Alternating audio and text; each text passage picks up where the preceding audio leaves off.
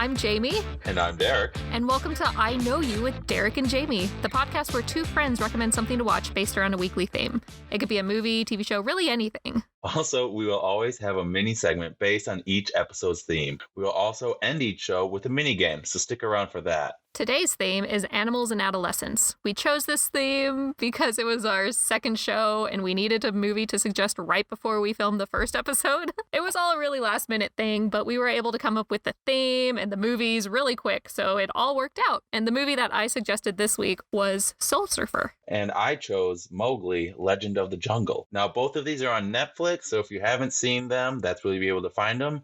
And just a disclaimer before we jump in and get into the details, there will be spoilers in this podcast, so listen at your own risk. Unless you've seen both of these movies, then just enjoy our commentary. All right, we kind of like to start most of our episodes with a little banter, a little bit of what's going on in each other's lives. Not too much, don't want to bore you guys, but you got to get to know us. That's the whole point of the podcast. It's I Know You. I know you, and if you don't know us, then how do we know you? Or I don't know what I'm talking about anymore. Oh no, it's happening already. Knowing and being and you and I. And I and you and giving and receiving and yeah. So what have you been up to this week? Anything new? Honestly, no. Well, Valentine's Day just happened this week. Oh yeah. This is gonna be released in like early March, but we're recording this on February 15th. So Valentine's Day just happened, and my fiance and I had a lovely little Valentine's Day weekend, long weekend because we had President's Day, so Monday off. But yeah, that's pretty much what happened down here.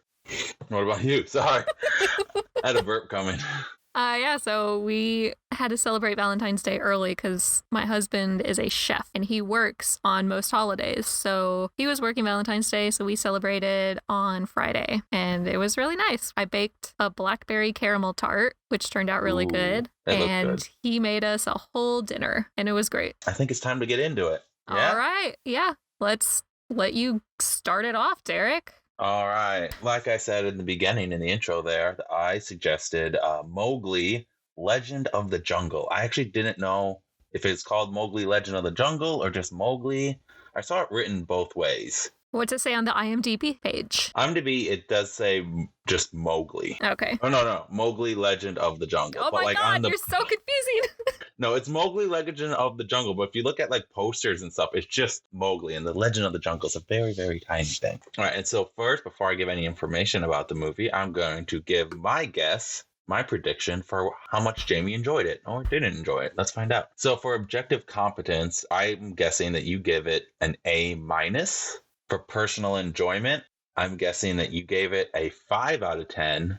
And for rewatchability, I'm guessing a 3 out of 5. All right. For those of you who don't know, Mowgli is directed by Andy Serkis. Yes, Gollum from Lord of the Rings. And stars Christian Bale, Cate Blanchett, Naomi Harris, Andy Serkis again, Benedict Cumberbatch, and Rohan Chand as Mowgli. And this film is yet another adaptation of Rudyard Kipling's 1894 classic, The Jungle Book. This film centers around the story of how a human child that is raised by wolves must face off against a menacing tiger named Shere Khan, as well as his own origins. Now, also, for those of you who didn't know, this film was originally supposed to come out in fall of 2016, but it was delayed several times, a couple times because they wanted to finish the effects, and another time because they wanted to kind of create a little distance between their film and the 2016 reboot of Disney's Jungle Book. And then in July 2018, Warner Brothers actually sold the rights to Netflix, and Netflix released it late that November. Because I feel like a lot of people will either confuse this or compare it to the Jungle Book that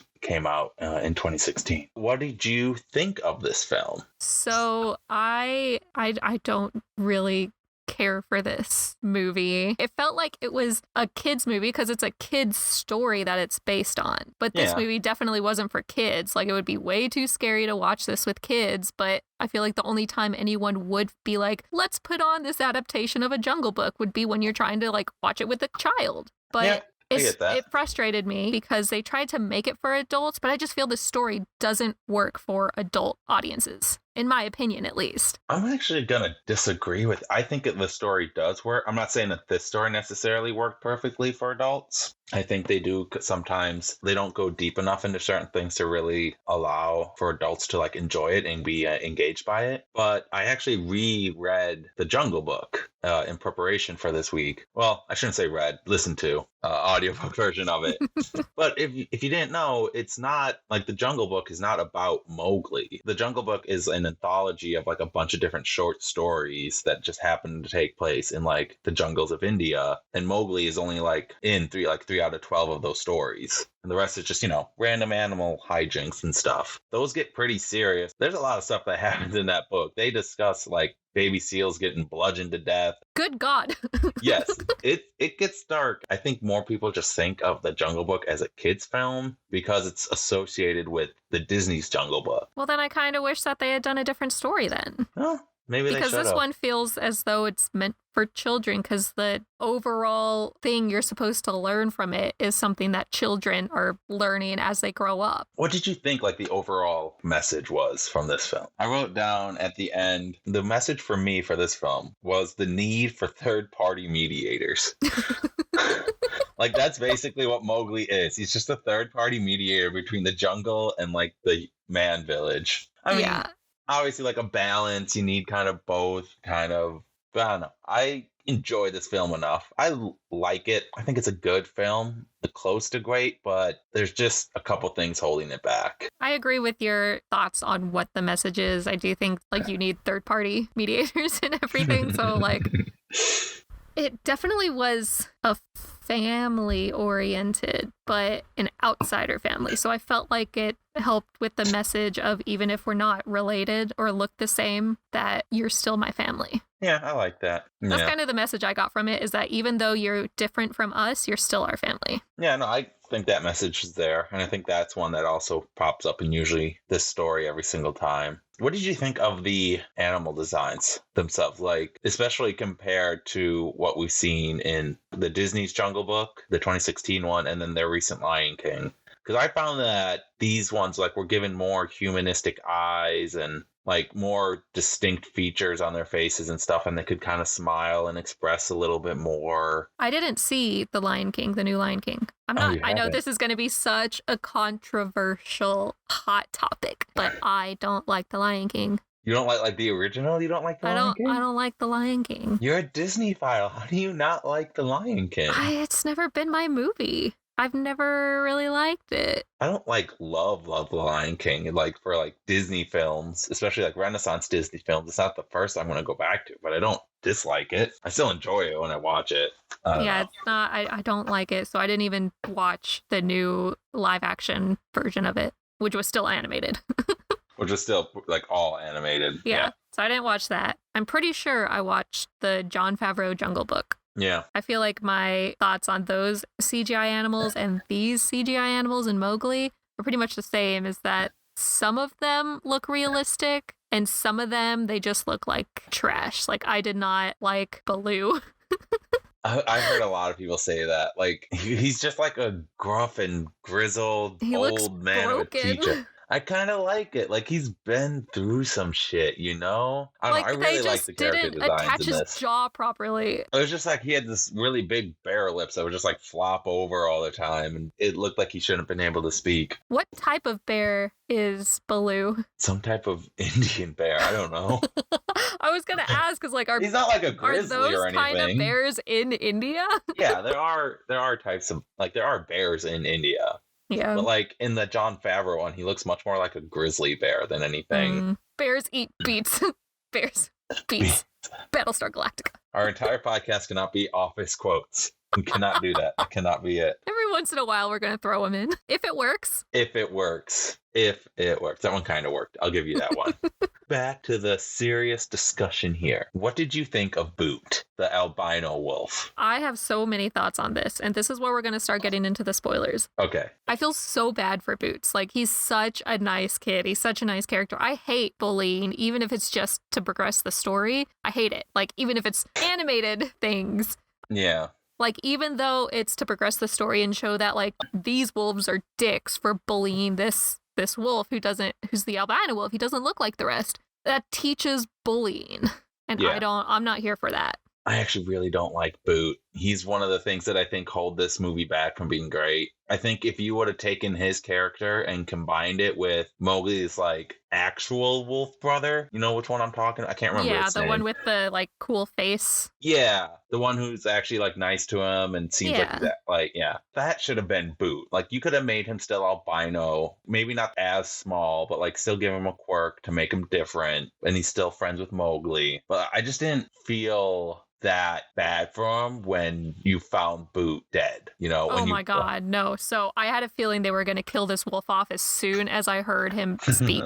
Like, as soon as he showed up on the screen and spoke, and I was like, aw, no. Like, oh, so cute. Oh, come on. Wait a minute. They show the sympathetic creature so you feel bad when it dies. Exactly. Like, I was going to be, like, when I was watching this and I had the idea that they were going to kill him off, I was hoping I was wrong, and I was going to be so bad if they killed him. And he was literally the only character I liked in the movie because he was such a nice, sweet little kid. He was different. He was albino. He was bullied. And then they killed him. They fucking killed him. And that just was so fucked up. Like, I wanted to stop as soon as they killed him off, and you saw him stuffed in the hunter's lodge. Like, that made me so mad. I was like, oh, fuck that. But like, I think it really worked, though. I wish it was the other brother and Mowgli had that deeper connection with him. I think that would have been better. But I do think that was right when Mowgli was like, oh, like, no, this is my place. I belong in the man village. Like, they've accepted me. I love it here. And then boom. Oh, that's right. These people still fucking suck and will kill my entire family if they get in their way at all. Like, he realized they killed for sport, and that's one of the rules of the jungle, is to not kill for sport. Exactly. That's actually something I think they took out of the movie from the book, like the law of the jungle, that I think would have been a little more useful. Did you notice that they kept cutting to this like falcon-esque bird? Yeah. In the book, what happens is when Mowgli gets taken by the monkey people to the ancient temple, he's able to get that bird's attention and like able to talk to that bird. It knows like the formalities to say to the bird to like get the bird to listen and relay his message. And I don't know why they completely cut that out and just it like showed how Mowgli was trying extra hard to be accepted by the jungle in the book, but in this it just like completely cut it out. It still left the bird in there for dramatic effect. I don't know. There are a couple other changes. One change that I didn't love that I wish they'd stuck to in this book. Mowgli's story ends in the book by him basically Mufasa-ing Shere Khan. He lures him into a valley and then basically gets some of the wolves to help herd a giant herd of cattle into the valley and stampedes Shere Khan to death. And then, you know, he skins Shere Khan and wears the tiger's skin as a like trophy and then go like reclaims his spot at the top of the wolves. That is absolutely messed up, man. It's like I said, it's not a kid's book. Or maybe, you know, for 1894, this was a lot more like kids were like, oh yeah, you know, skinning a tiger. Yeah, all great. It gets gruesome. I'm not going to get into it, but oh my gosh. But I was hoping for something like that, and it didn't happen. But I like just all the elephants just fucking up Shere Khan. Just he's in the elephants circle. Elephants are the best. He's in the circle, and they're just like just ping-ponging him around, just boom, boom, boom, or pinballing him around is what I meant to say. Go. Pinballing him around. I got there. Okay, so eventually. How come the elephants couldn't talk, and like the deer and the like animals that were prey, why weren't they talking? Like, none of them spoke. Were they not worthy of like speech? An elephant in the book, I don't remember elephants talking. They're more about like, it's always this thing called like the elephant dance, where like it's the elephants kind of form the jungle. They kind of like, they're stomping around can like bring down trees and just flatten the earth. They don't really get a lot of actual like talking stuff. They get a little bit, but not as much. I think they're supposed to just be more like quiet and dignified. That's why they don't talk. Yeah. I just don't think we get enough time with any of the deer or anything to see them talk. So the scene where they're doing the pack hunt. Oh, yeah. The night hunt. When they're chasing the deer. Realistically, if all the animals talked and suddenly wolves came at you and you're a deer, wouldn't you hear, oh my God! Ah! oh fuck, shit, run. Exactly. Suspension of disbelief, Jamie. Suspension of disbelief. And speaking of them talking, why the hell did they give Baloo a Cockney English accent? Like, that took me right out of the movie. It took me right out of the movie. I love it. Who cares? Why is he a hippie in the other films? It's awesome. awesome. I like this film. I don't love it. Like, I'd probably go back to this one more than I'd go back to the Disney one. Really? Personally, yeah. Not that I don't like the Disney one, and I'd probably put that on if there were like kids or small, like nieces and nephews or something. This one, if I want to watch this story, I'd probably put on this one. All right, so time for your ratings. I'm going to give a quick reminder. No, I got a lot more to talk about. Oh, you got more to talk about? I got a lot more to talk about, buddy. A lot more to talk about. Okay, what else you got to talk about? A lot more. How the hell does Mowgli not have more broken bones? Like, the amount of times he's fallen, he's lived in the jungle his whole life. Like, he's had to have had broken bones. Potentially, yeah. And then also, wouldn't he have like so many concussions the amount of time he was hit in his head just in this movie? Yeah, again, suspension of disbelief. You're just asking me things that there are no answers for. You just want to say them. You just want to put your... Oh. He was also shot by a fucking gun. It grazed his arm.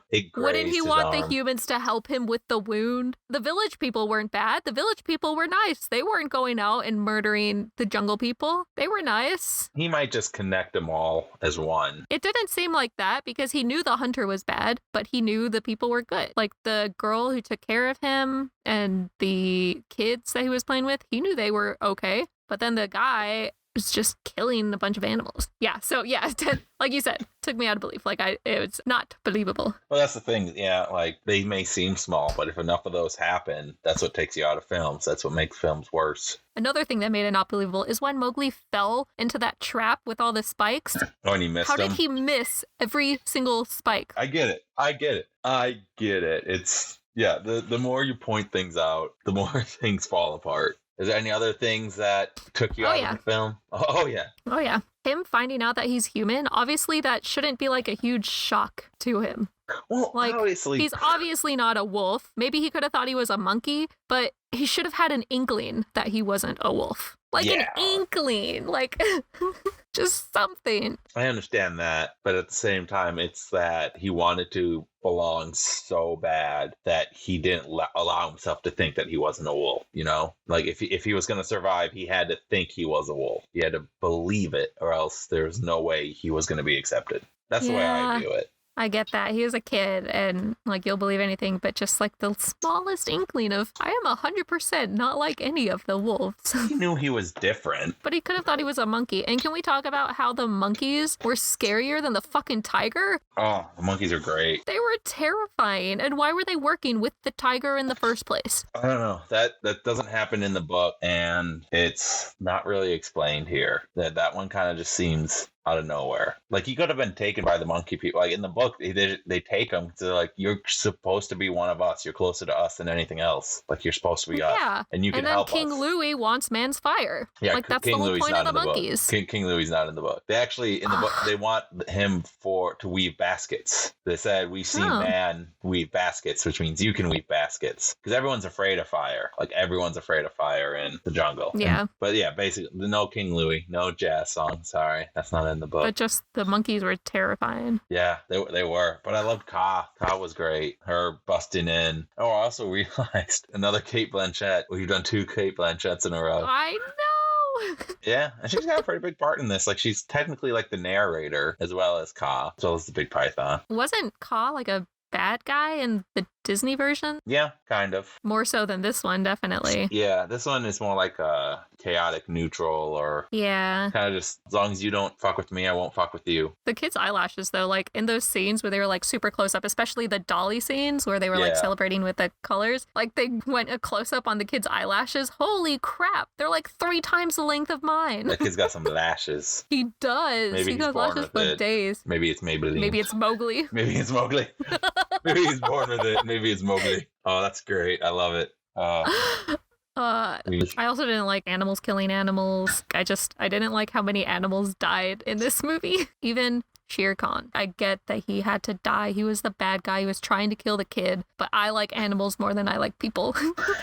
So I didn't even want him to die. Like, I felt bad. They made it look more realistic in the animal dying. Like, especially Shere Khan's death. They made him look more realistic and laid down like my dog lays down, like my cat lays down. And I felt so bad. And I was like, oh. And, like, I understand he had to die. He took a final swipe at Mowgli. I was like, he's alive, he's dead. Even when Mowgli's just there he was just to be there, like Bagheera told them, like, look into their eyes so when their soul leaves, so they're not alone. And he was trying to do that, but then Khan was like, nah, fuck you. And then Mowgli's like, nah, fuck this. Knife to the head. Boom. That's the way of the jungle. Don't like it. That's what Katie says. She's like, I can't watch nature documentaries because I just can't watch animals getting eaten or anything. I'm like, that's nature. She's like, I just can't do it. I can't watch them. I'm the same. Like, I've watched a couple and I get so sad when it's the birds. Like the bird scenes where the birds are learning to fly, or they have to like try and fly away and get away because like a fox is coming or a seal is coming or something is coming to get them. And they don't make it. And I'm like, no, I just literally saw this bird be an egg, then hatch, and they follow this specific bird the entire show, and then they kill it. And it falls out of the nest and dies. Yeah. So unceremoniously. I feel so bad. I can't watch that. Nature, man. Nature. Okay. All right. Ratings time. I'm going to remind everyone of my predictions. For objective competence, I guessed an A-. For personal enjoyment, I guessed a 5 out of 10. And for rewatchability, I guessed a 3 out of 5. All right, Jamie, how close was I? Objective competence, I chose a C+. Oh, no. That's a lot off. I understand the craft of the animation was really good. That's what I thought was going to keep it at the A. That's what made it a C+. Yeah. was the animation. I did not like the story. I didn't think it was believable. Like, it didn't win any awards, did it? No, it didn't win anything. No. Yeah, so to me, it wasn't like a great movie. Okay. Objectively. Okay. Personal enjoyment, I guess 5 out of 10. What'd you think? I gave it a 3 out of 10. Ah, damn it. I was not enjoying this movie. There was too many animals dying. I wasn't believing it. I didn't think Baloo's Cockney accent. I didn't think you're going to love it. I didn't think you're going to dislike it that much. I really didn't like it. All right. Which, I mean, you can probably guess that the rewatchability is not a 3. No, it's not going to be an official change, but I'm going to guess 1. Yeah, I'm probably never going to watch this movie again. Dang it. I did not enjoy this movie. I'm sorry. Damn. All right. Well, according to my calculations, I'm off by an average of 2.67 repeating. That's what you got to get. All right. Let's move on to your suggestion, which was? My suggestion was Soul Surfer. But before I get into anything, we're not choosing movies that we know the other is going to like. No. So we're not out to be like, I love this movie, you're going to love this movie. And then when we talk about it, if the other doesn't, we're not bummed out about it. Right. No. Well, there might be a movie somewhere that we might get bummed out. Not these ones. Not yet. But we tend to have really different tastes in what we like. Yeah. And that's totally okay. Like, I'm not going to discredit anything Derek likes and that I don't, and he's not going to do the same to me. Most likely. That's just the fun of this podcast. Unless it's like the theme of the week is like, I'm going to give you a movie that like is worst terrible. films of this year or something like that. Exactly. So I just wanted to put that disclaimer in here so people don't think that we're getting mad at each other for not liking our movie. Yeah, honestly, we're probably going to choose movies that the person either really likes or really doesn't like. At least I'm going to try to get more extreme reactions out of you than the more just, it was eh. Exactly. And the point of it isn't to see like who rated the better movie. It's me guessing Derek's rating on the movie. Right. So fun disclaimer, just to throw in there, hours editing the last podcast. And I just felt like, okay, I just want people to know that we don't hate each other. We don't yet. All right. Soul Surfer. I'll let you do the prediction and the info. Okay, so my prediction for what Derek rated this. Objective competence. I believe he rated it a D-. For personal enjoyment, I'm giving him a 2 out of 10. And for rewatchability, a 1. I don't think he's ever going to watch this movie again. And that's my predictions for him. We'll see how I did at the end of our discussion for Soul Surfer. Like I said, Soul Surfer, it was released in 2011, and it's a biographical drama about Bethany Hamilton, the famous surfer who was attacked by a shark and lost her arm at a critical time in her life. She was 13 years old. So this movie stars Anna Sophia Robb as Bethany, and then Dennis Quaid and Helen Hunt as her parents, Tom and Cherry. And Carrie Underwood is the church youth leader. And it has the same name as Bethany's autobiography that she released in 2004, which was the year after her attack. So the summary for this film is the movie follows Bethany Hamilton, a naturally gifted surfer who lives in Hawaii with her parents and 2 older brothers. She is doing fantastic in her competitions, has a loving family, great friends, and seems to have the perfect life all around. Then on Halloween Day, she goes out and trains with her best friend, and tragedy strikes. She has her left arm bitten off by a 14-foot shark. She deals with the trauma of losing her arms, the difficulty she has to relearn things, especially surfing, and her struggles with her religion. When all hope seems lost on a mission trip to Thailand after the tsunami hits, she finds a passion for helping others by sharing her story. So let's get into the discussion, Derek. How did you hate this movie? Before I give my thoughts on this movie, I want to hear a quick, one sentence. What do you think of this movie? Because that was the entire time I watched this. That was all I was thinking of. What does Jamie think? This film came out in 2011. Yes. I was a senior in high school and had a huge girl crush on Anna Sophia Robb. I thought you were about to say Dennis Quaid.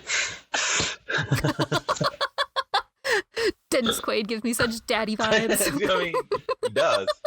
He definitely does. No, my girl crush at the time was Anna Sophia Robb. And that's why I watched this movie. When I was 18 years old, I liked this movie so much that I even bought the DVD when you still bought DVDs. I have it in my DVD collection because I like this movie because it's a teenage movie. Yeah. It's for teenagers, teenage girls, specifically Christian teenage girls, which I was not. Okay. Now, rewatching it as a 28-year-old, 10 years later, after this movie came out. You have some thoughts? Definitely not great. Yeah, okay. Yeah, I didn't hate this film, but I didn't like it either. My main issue with it is that I feel like it couldn't decide between being an inspiring sports film, where it was someone dealing with trauma and then getting back in the game and getting back up, or if it wanted to be an inspiring Christian film where it was someone who was dealing with trauma and had a crisis of a faith. And in trying to do both,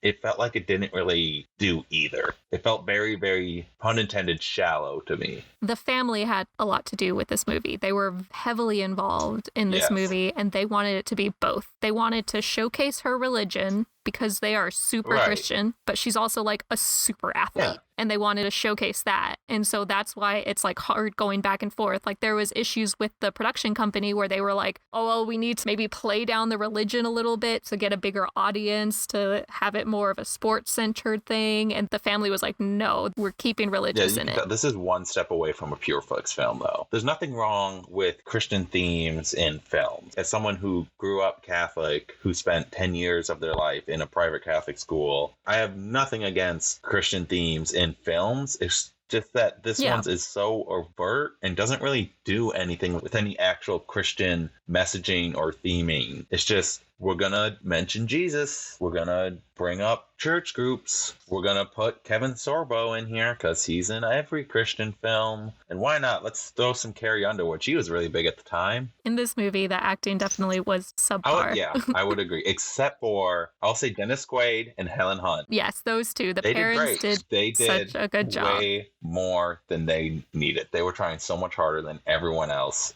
at least acting-wise. I agree. I think they were the best performance, and then Carrie Underwood was the worst performance. She's not an actress. I know. I can't really blame her. Going back to what I was saying, where it feels very disjointed, it felt like for a time after the shark attack, I thought okay, we're going to see how everyone's reacting to it and how they're dealing with her trauma. I'm oh, that's an interesting film. That's normally not how films revolving around a traumatic event go. They usually focus on the actual person who survived the traumatic event, not the people around them. But you only get 1 minute scenes with each one. You get the brother freaking out in the cafeteria that goes nowhere. You get her best friend not wanting to visit and having bad dreams about sharks. That goes nowhere. You get her parents struggling on how to raise her now and deal with her surfing, which doesn't really go anywhere. I mean, Helen Hunt's issues, she was focused on her daughter, not surfing. She wanted her daughter to be okay, not the surfer to be okay. And then also Kevin Sorbo potentially feeling guilty about not keeping her safe goes nowhere.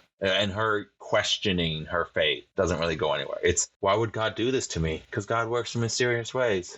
Okay. And that's it. I'm there's no dive into I agree. it. And I looked up, I can't remember the director's name, Sean McNamara. I looked up some of his credits earlier. He does a lot of Disney Channel and Nickelodeon shows and a lot of TV movies and stuff like that. And you can tell it's clearly for teenagers or for young teenagers too, because teenagers can handle stuff. They can handle deep issues, but this doesn't go into deep issues. And I feel it doesn't even show her struggling that much. Like after she loses her arm? I think she, in general, because it was based on her autobiography, I think in general, Bethany Hamilton, literally 20 something days after the shark attack happened, she was back in the water. Up on her third wave. I looked into it. And that's great. And that's inspiring. Like but she I don't want, you don't want to say struggle as much. Right. And I'm like, okay, then don't focus on that. Like really focus on the sports aspects then. Make this a full-fledged sports film. I know. It was just back and forth between sports and religion and sports and religion and then family and then friends and then sports Thailand and religion. And then out of Thailand and then sports and religion, which I hated the Thailand scene, everything about it.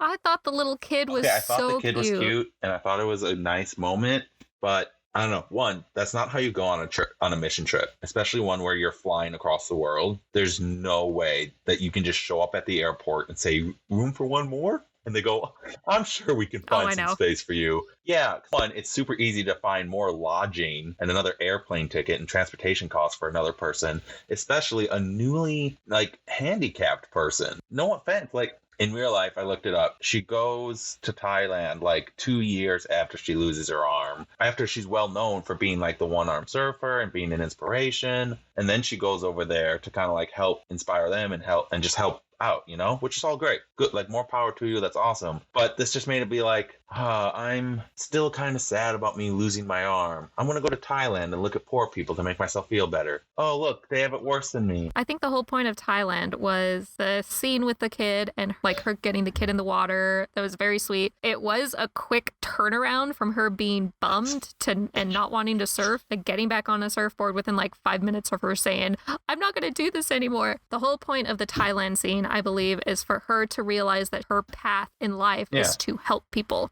People who would look up to her. At that point in the movie, she doesn't have the letters yet. She didn't get anyone that was looking up to her. She just got the news looking at her, wanting to know how she's doing with one arm, and then people feeling pity for her. But when it came to the Thailand, she was there. These people lost everything. This kid, she helped him get in the water and smile and laugh. And she was like, this is what I'm going to do. I'm going to show people that even though I have it bad, I want to show that being happy is still capable. I think that's a great message. And I would have loved that if that's what the movie then did after Thailand. Because it didn't come back and say, I want to help people. She came back and went, I need to win this to show. Well, I mean, she kind of but it's still just, now it's a sports movie again. Now it's a montage movie. It turned in when she got back from Thailand. She decided she wanted to surf to be an inspiration for children, the ones that were writing to her who said that they had lost a limb, like the kid who had an arm or something that started playing soccer. He watched her competition. Even though she failed, they still got inspired by her to try.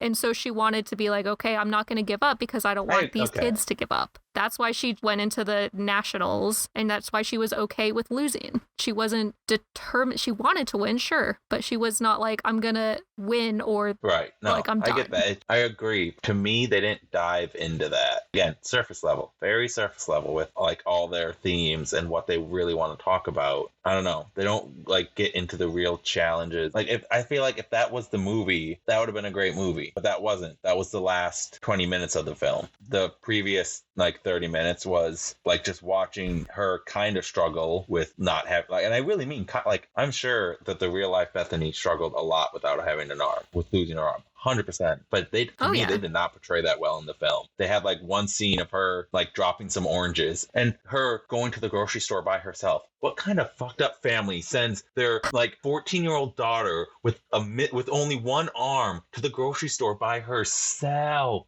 And what kind of grocery store employees don't even offer to fucking help?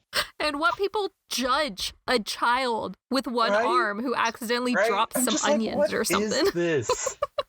There are so many times. Also, I don't know why my mind just jumped to this, but a lot of the cinematography of this film was terrible to me. The surf scenes, when it shows people surfing, when Bethany has one arm, the surf scenes are the actual Bethany Hamilton. I saw that somewhere and I was like, that's really cool. And I thought all the surfing scenes were actually shot and put together really well. The actual surfing scenes, I thought those were really well done. It's just everything else is just so basic. And also for being shot and taking place in Hawaii, could barely tell because they had like I could tell obviously, but like there was some B-roll that I thought was beautiful, but that was only like a couple of, I guess they'd be helicopter shots back in 2004 there were very or few of them. 2011. I was trying to notice them. Like where's just like some open, like just setting up shots, just some establishing shots of like, here's some nice beaches or here's some nice mountain views. Like Hawaii, obviously super beautiful, and you can get just endless amounts of beautiful mountains and beautiful beaches and beautiful ocean views. But it just seemed like they were afraid to get them, or just like lost, or they were out of focus, so they didn't use a lot of them. Yeah, the film wasn't shot great, even though it weirdly had like a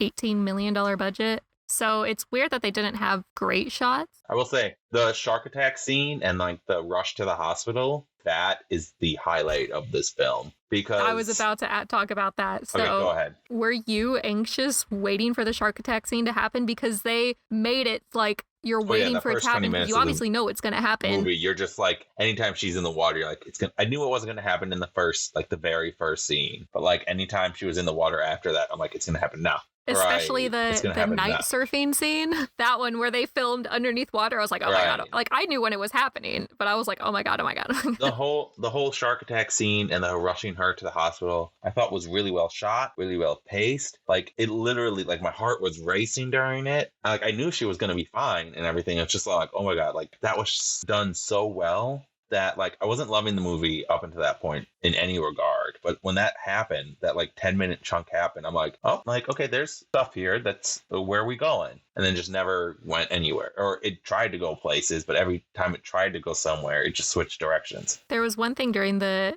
shark attack scene when they were like rushing her to the hospital that really bothered me. So her dad was supposedly in surgery. Why was her dad awake right when they were going to cut into his leg in the movie? He literally had the knife and was going to cut, and they're like, we need the room for something else. And he sits up. But the fact that he stood up, like he got up when he saw her in the hallway, like that wouldn't be able to happen. You would have been numb. That just wasn't realistic. It was either like a script error or her dad was like super badass and didn't need the anesthesia. He probably just got a huge rush of adrenaline at that moment. During the shark attack, her friend was annoying me. Like it was bad acting, but friend saying, please don't die. Please don't die. Like she's bleeding out. You don't say that to someone. And then I didn't like her friend, like when had the bad dream and didn't want to visit her. I'm like, okay, this is kind of cool. Maybe the friend is going to be the one who has trouble getting back in the water and getting back. Nope. She's fine. She's perfectly fine. She just, once she said, I thought you were going to die. And she's like, no, I didn't. They hugged and all good. Friend says no issues, no other issues. Honestly, that encapsulates my main issue with this film. It's just, it's so surface level and it tries so hard to be two things. And maybe that is because the family wanted the Christian themes to be such a big part of it. But for me, it just made the movie worse. I'm sorry. There are good movies with good Christian themes. Did you notice the CGI on her arm? I'll say that was great. Like, I never once was like, I see her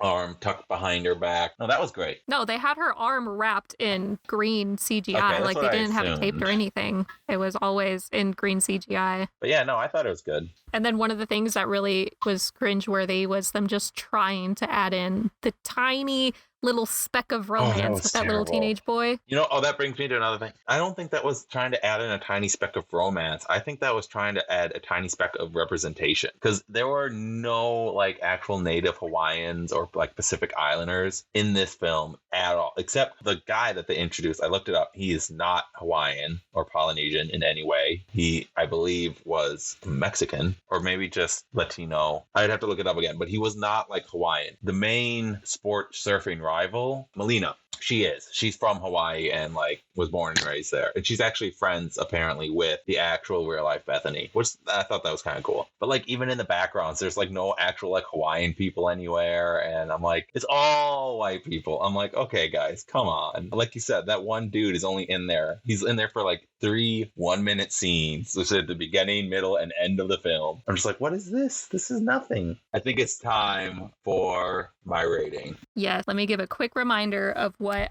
I guessed for Derek's objective competence. I feel like he gave it a D-. Personal enjoyment was a 2, and rewatchability is a 1, that he doesn't want to watch this movie again. For objective competence, which you said a D-, I give a C+. for personal enjoyment, which you said 2 out of 10. I said 4 out of 10. And then rewatch, I put this at 1 above my Carol, which is a 2 out of 5. I would probably, like, if someone wanted to watch this, I'd probably be like, okay, turn it on. But if someone wanted to watch Carol, I'd be like, no. Okay, so I don't even need to do the calculations because I already know that on average. No. We gotta do some calculations here. Hold up. 2, and then I said 2, and you said 1, so that's a 1, so that's a 3, and then C plus D minus 1, 2, 3, 4. Okay, fine, whatever. I want to recount. I can do the sound effect this week. I demand a recount. Jamie knows Derek better. Jamie knows Derek better. Everyone knows that that's not the point of the podcast. The point of the podcast is just to have fun. Come on. No, it's about who knows you better, and I know you. Well, I think it's time for our mini segment now. What do you think? I think it's time. This week. Way to change the subject. Mini segment is what we like to call recasting. Yes, it is. Okay. So this week we're going to discuss our suggestions for recasting the actors for a live-action remake of The Wild Thornberrys. If you don't know, The Wild Thornberrys was a Nickelodeon show that ran from 1998 to 2004, had a TV movie release, or I don't know if it's TV or theatrical. I think it was a TV movie released in 2002, and we're just going to recast the family. And also, if you don't know, The Wild Thornberrys followed a family consisting of a husband and wife, their 2 daughters, an adopted Tarzan-esque son, and their super intelligent chimpanzee named Darwin. And it followed them as they traveled the world helping animals, and their daughter just happened to have the special ability of being able to talk to animals. And this TV show goes along with our theme this week, which is animals and adolescents. Like you said, we're doing it as if it were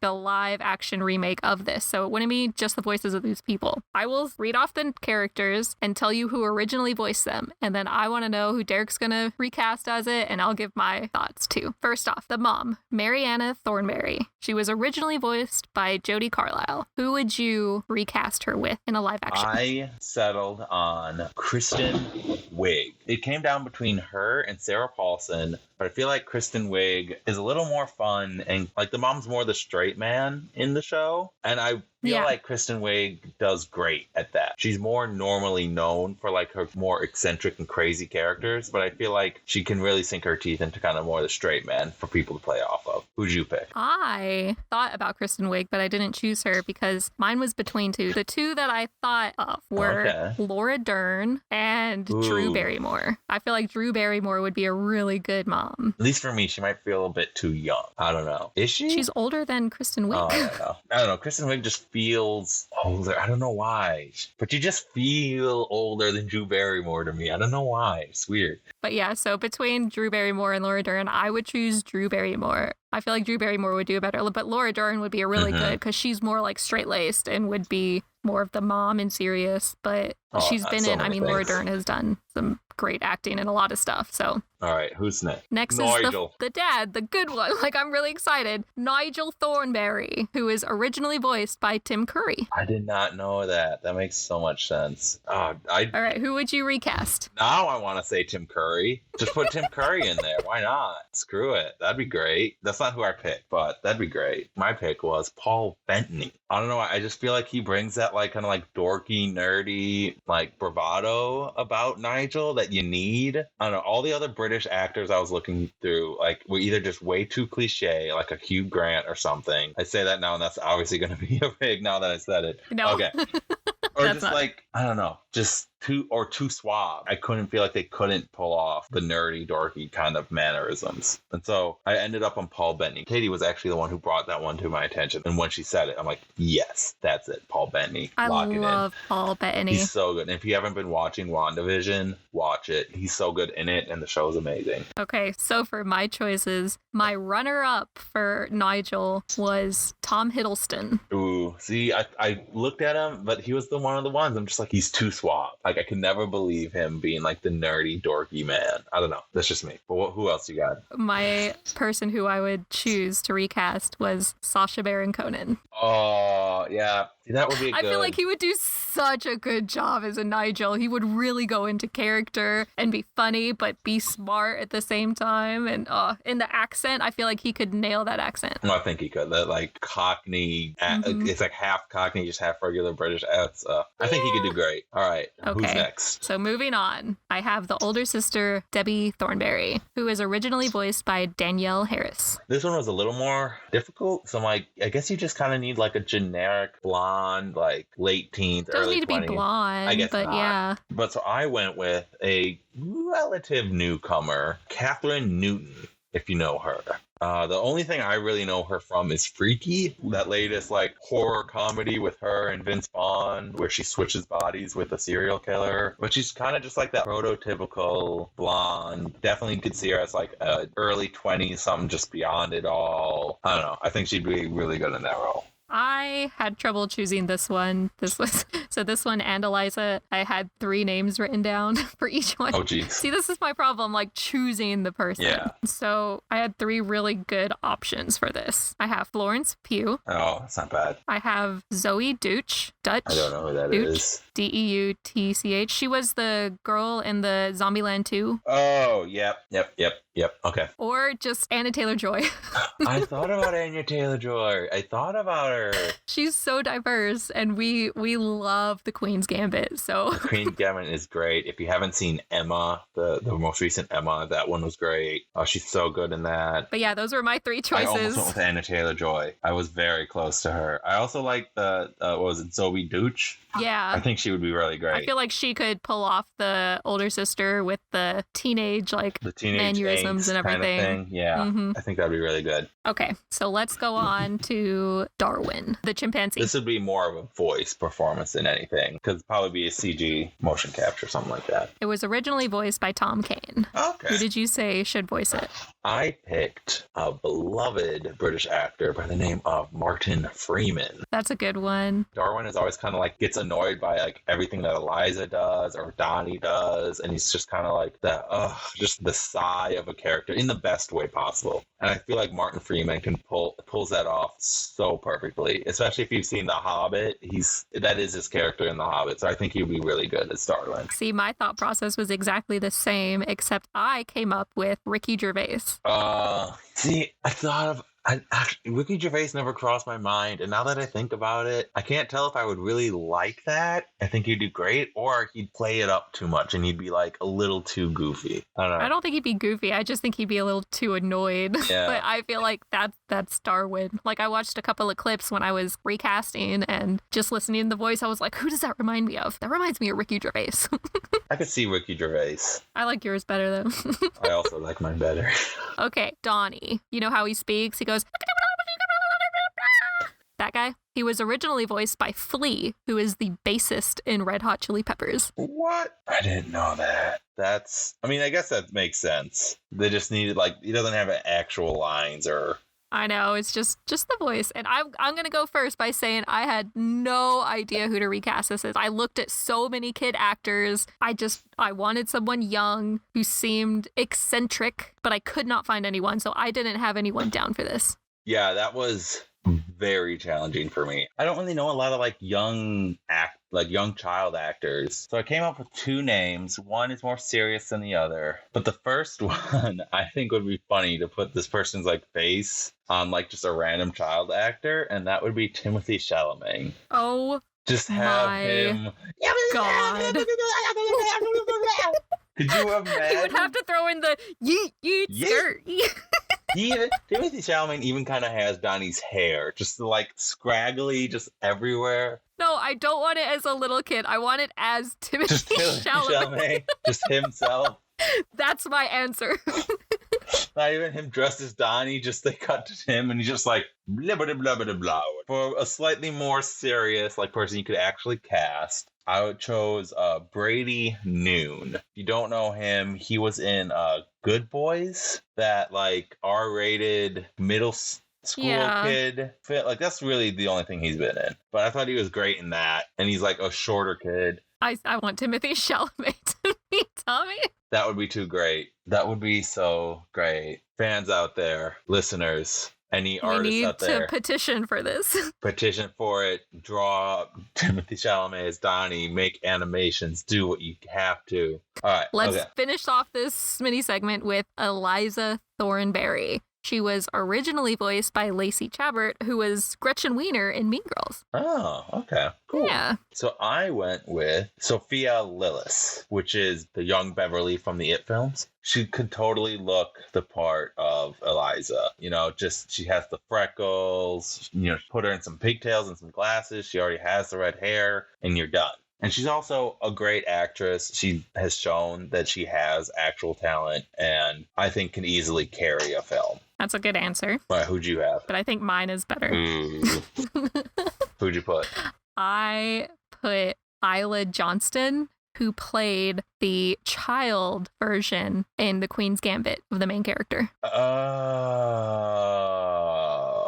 okay. I could see that. Especially if Anna Taylor-Joy played the older sister. Oh, that'd be terrible. Yeah, because they kind of look alike. That would work there. There you go. That would. Hollywood, listen up. We got your next 2 casting agents right here. Yeah, hire us. Yes. Derek will have more definite answers, but I will have like a variety where you can audition them and then choose who you want. See? Exactly. We bring both things to the table. You need us both. So that was our segment called Recast. And we did the Wild Thornberries. So let us know what you guys think of that. And if you have any better suggestions, let us know in the reviews. All right. Time for some minigame.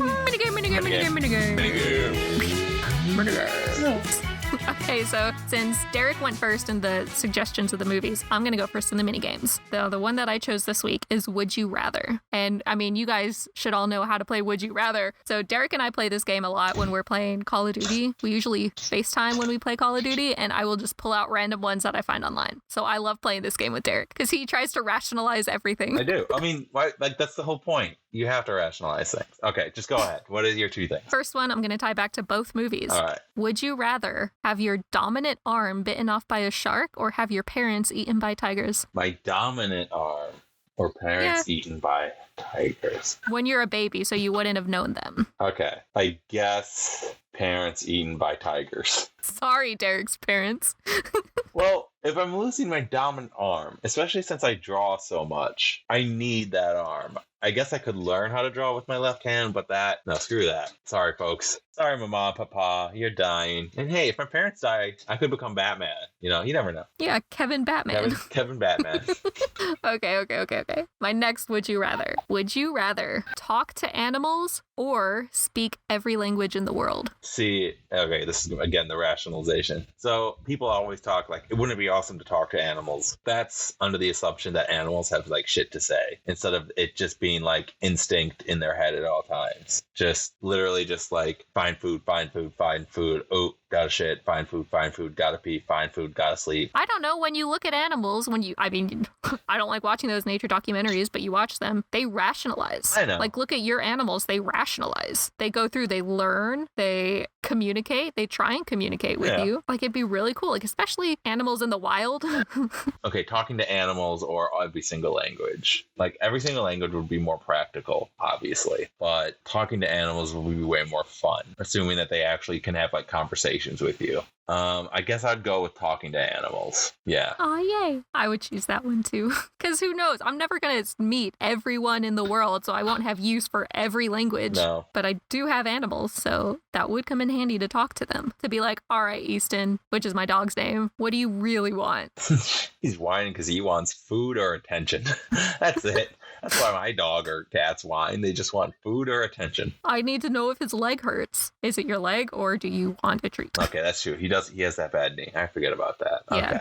All right. Would you rather have one gigantic cat you can ride like a horse or have lots of normal cats? One gigantic cat you can ride like a horse. Where would you keep it, Derek? Your apartment is like the size of the litter box. My apartment is 400 square feet. We have 15-foot ceilings in the living room. We have an outdoor gated patio. That patio is not big enough for a cat that you could ride. Derek, tell our listeners, how tall are you? Okay, I'm a 6'5" individual. I'm a big, beefy boy. That sounded so bad when I said that. You're a big, beefy boy, Derek. I don't need it repeated. Please, thank you. That's what my mama told me every day growing up. Ew, is that what Katie tells you too? No, you're just making it real weird. It was weird. And then I mentioned my mom, and you have to my fiance, and you're crossing lines that don't need to be crossed. Damn it, Jamie. Either way, yes, I'm a 6'5" male. I'm a big person. You said it's as big as a horse, right? A cat as big as a horse. That's all it needs to be. It's a gigantic cat that you can ride like a horse. Not that it's the size of a horse. It's one that you can ride like a horse. Have you seen cats fit into tiny little boxes? It could fit. So I'd take I'd move somewhere. This is a fucking cat I can ride. I changed my life around this thing, and I don't want a bunch of cats. What is the other option? Like 24 cats? You already have 3. I have 2. Oh. Yeah, but your dog is named Cat. Okay, yes, my dog is named Cat, and we do have an outdoor cat that we basically feed. I want to know Katie's answer to this question. Would you rather have one gigantic cat that she can ride or lots of normal cats? Should I call her? Yes. Should I call her? Get her on the thing? Here we go. Yes. All right, we're going to call my fiance, Katie. Who is literally in the next room. Literally in the next room. We're going to call her. Hey, babe. What? We have a question for you. Would you rather have one giant cat that you can ride or 3 dozen regular size cats? Not 3 dozen, just lots of other cats. You have to give it a number. No, just lots of other cats. Lots of regular size cats. Probably lots of regular sized cats. I feel like I would be like an ant to the giant cat and it would kill me. Okay, clearly we're not on the same page here, babe. Giant riding cat is the way to go. Have you seen Zemo try and play with like one of the little bugs in the house? He massacres them. Yeah, but he loves us. He wouldn't massacre us. You don't know that. You don't know that he would. Either way, I'm hanging up. Goodbye. I love you. She has a point. She has no points. There are no points here.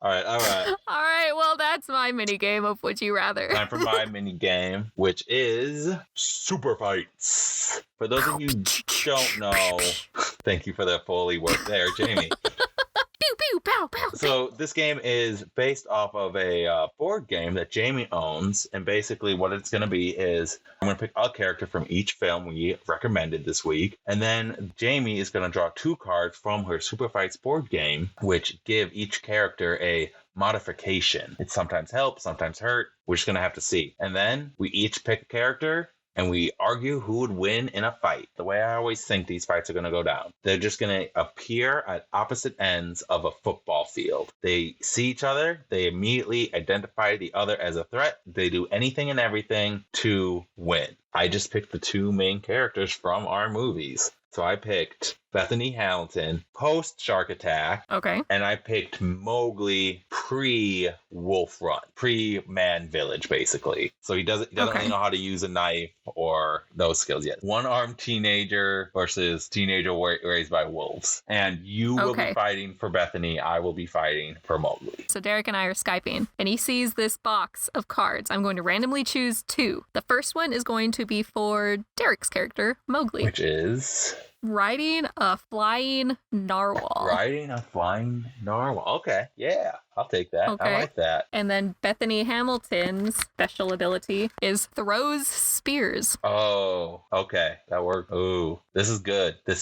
All right. So they just appear on the football field. I'm on my narwhal. I have a shit ton of spears. Fight. Okay, so obviously Mowgli wins this. There's no, come on. He's on a flying narwhal. That thing is... I have spears that I can throw at you. You saw the training montage in Soul Surfer. This girl is strong.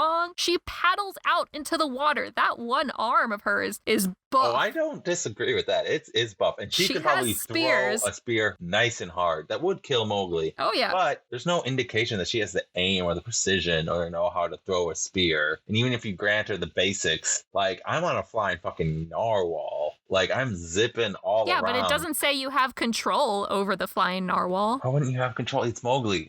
He's one. It's a narwhal. He's one with nature. He obviously can control the narwhal. That's not. He can't talk to every animal. We went over this. He can't. Not all the animals speak. I think he would be I think the card assumes that he is. It says riding a flying, not getting bucked by a flying narwhal. There's a difference. He's riding it. They're in tune. Their souls are connected, and they're going to impale. Their souls aren't connected. The souls are connected, and they're going to impale the soul surfer. Let me make my joke. They are going to impale her. They're just going to wrap. Like, I don't think this is a competition. I think she could throw the spear. Like, if it's coming at her, she could throw the spear and hit the narwhal, kill the narwhal, and then Mowgli would fall to his death. Not if he's not that high up. But this kid doesn't die. Like he said, this kid's invincible. Can't die. So clearly he wins. He can fall from like a 20-foot drop onto his face like 10 times in a row and be perfectly fine. This kid is battle hardened and tough as nails. He, like, you take out the narwhal, he jumps off it, parkours down to the ground, and just tucks and rolls. Parkours off of what? He's in the air. What is he jumping off? He parkours down to the ground. Hardcore parkour. He parkours down to the ground. He's not the Avatar. He's not the Airbender. He can do it. He's got it. He tucks and roll at the last second. He's fine. You know, he's been able to fight off wolves and stuff. Okay, he can fight something off that is right in front of him, but a spear being thrown at him while he was holding on to a narwhal, I don't see that. Yeah, okay, and let's look at pain tolerance here. So, little Miss Bethany Hamilton gets her arm nibbled on by a shark and she passes out. Gets her arm clean bit off by a 14-foot shark, and she paddles all the way back to land. Oh, she doesn't paddle back. They paddle. She did. Oh, barely. You see, her arm is going. She makes it back. Yeah, okay. But Mowgli gets like a tiger's claw jammed into his shoulder and run down the length of his arm. He's fine. And he can still use that shoulder. Yeah, still use that shoulder. That shows how tough Mowgli is. He can also get shot, literally gets shot in the arm by a bullet. He's still good. You said grazed. There's no proof of that. Yeah, I'm saying Mowgli can take a beating. Like Rocky said in Rocky Balboa, it ain't about how hard you hit. It's about how hard you can get hit and keep moving forward. And clearly... Yeah, Bethany Hamilton. No, she needed to go to a hospital. How many hospitals did Mowgli go to? 0. How many limbs did he lose? 0. Yeah, because he's in the jungle. He should be losing limbs left and right, but he knows how to keep them. Unlike Bethany, who doesn't know how to keep them. It's really Mowgli has a whole wolf pack and a panther and a bear and elephants and a snake protecting him. Yeah. What did Bethany have? A surfboard. Well, she was in the shark's territory. She should have known. Yeah. She should have known the law. Like, I'm not dissing the shark, but still, she got her arm bitten clean off. Okay, well, let's... And then she did the whole training montage, got a buff arm. She has spears. That girl is... She's like Hawkeye. She's the Hawkeye version of Spears. Spear Eye? Hawk Spear? Spear Eye. I don't see it. I think if she wins, it's because she got a lucky shot. I think Mowgli's got the better chance. I don't know. I don't think you're going to change my mind. I think... Have you seen what a narwhal looks like, Yeah, Derek? I have. They're like fucking awesome beluga whales with giant fucking unicorn horns on their head. Like, he could... Like, that thing... Like, that's a weapon in and of itself. A flying narwhal, like, you're discounting that. Like, he's riding that. He could, like, fly and, like, jump off at the last second, just let it impale her. There's so many things he could do with that narwhal. It's, like, he could use that as Again, if he jumped off and came towards her, he would only be moving in one direction down, and she has spears. She literally just hold the spear if he was coming at her. You can wriggle in the air. You can change your body position. Have you fallen? Yes, I've fallen. You can wriggle. You can wriggle. You can avoid a spear. I have personal knowledge of this. You can avoid a spear. Okay. But, okay, I think this one we got to leave up to the audience. Let us know who you think would win in a fight between Bethany Hamilton post-Shark Attack and Mowgli pre-Man Village. Mowgli is riding a flying narwhal, and Bethany has spears. Throws spears. She doesn't have them. She throws spears. Throws spears. Okay, and I just want to add a little tidbit here to embarrass my husband. Okay, I'll allow it. We went to Europe 2 years ago, and we were in a museum or a castle, and it was talking about narwhals, and he came up to me. I have video proof of this, of him going, "Narwhals are real?" And I was like, "What?" He goes, "This says that they have narwhal horns." And I was like, "Matthew, they're real." He goes, "I thought they were mythical, like mermaids." And I was like, "No, narwhals are animals that live on this planet." It's so great. He's so dumb. No, he's not. He's not. That's an Alabama education right That's there. Alabama education right there. That's what we got. All right. All right. Well, I think that's our show, isn't it? Yeah. Yeah. Yeah. So this episode, we reviewed Mowgli, Legend of the Jungle, and Soul Surfer. And I think I won. I can't quite remember. The final score was Jamie knows Derek better. I mean, we didn't get the, we didn't, those results weren't certified, and I got court cases coming up to prove otherwise. So we'll see about that. We like to end our shows with each of us reading a review, but since we're recording these before we post them, the first couple of episodes, we don't really have reviews. We don't have reviews. So I got my husband to listen to the first episode, and this is his review. He told me that he really liked it. He thought we were funny and that we have really good podcast voices. Nice. That's very sweet, right? But he said he didn't see either of the movies, so none of it made sense to him. Yeah, last week's movies don't really seem like Matt movies. No. When we do actually release these, please, leave us a review. Let us know what you thought. Let us know what you think works, what you think doesn't work, what we could do better, what we could do worse. I don't know why we'd want to do that. 5 stars. 5 stars. Always 5 stars. You can also write to us at our email, iknowyoudjpodcast@gmail.com. Every time I say that, I think it's like an actual DJ. I know you DJ podcast. We're gonna get DJ turned up podcast. in here with some cereal. This week on cereal. You can also find us on Instagram at iknowyoupod or at our personal Instagrams. Mine's Jamie Dura and Derek's is Big Freaking Geek. All one word. Do you want to spell it again? I'll try again. BIGFREAKINGGEEK. Big Freaking Geek. Again, BIGFREAKINGGEEK. Also, at the end of each episode, we like to let you know what movies we'll be watching next episode and have you write to us and let us know what you think the theme will be as well as what our ratings will be. So the movies next week are Life Itself, which can be found on Amazon Prime, and Thor Ragnarok, which is found on Disney+. So let us know who you think suggested what and your rating. Yeah, and so we post this podcast every other Tuesday. So remember to come back and listen to us wherever you listen to podcasts. So just thank you so much for listening to I Know You with Derek and Jamie. Until next time, Derek, take it away.